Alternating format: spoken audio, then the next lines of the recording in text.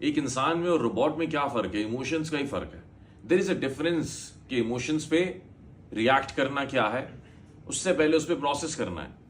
तो हम क्या करते हैं, अब 10 जगह जो तुम कह रहे हो ना कि 15 जगह 20 जगह 10 साल से 20 साल से 25 साल से आप नहीं रोए, एक दिन ऐसा फटोगे कि संभल ही नहीं पाओगे। यहां जो एहसास बिल्ड हुआ उसको बाहर नहीं आने दिया तो वो अंदर दबा रह गया, दबा रह गया, दबा रह गया। अब 100 लोगों ने, 5000 लोगों ने जो मेरे साथ ज्यादतियां की थी ना, 5001वां ऐसा आएगा वो भी ज्यादती करेगा तुम्हारे साथ, लेकिन तुम्हारी बस हो चुकी होगी। और उसकी ज्यादती इस हकदार, इस हक के जो है ना, इस काबिल नहीं थी कि तुम उसको जान से मार दो या तुम उसके साथ कुछ बहुत बुरा कर दो।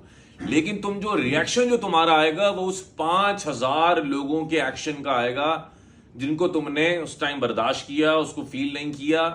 और वो 5001वें पे ऐसा निकलेगा कि तुम उसको जान से मार दोगे या उठा के पटक दोगे या खुद को मार दोगे या कोई बड़ा डिसीजन ले लोगे, जॉब छोड़ दोगे, रिश्ता खत्म कर दोगे, कुछ भी एक्सट्रीम लेवल पर होगा वो फिर।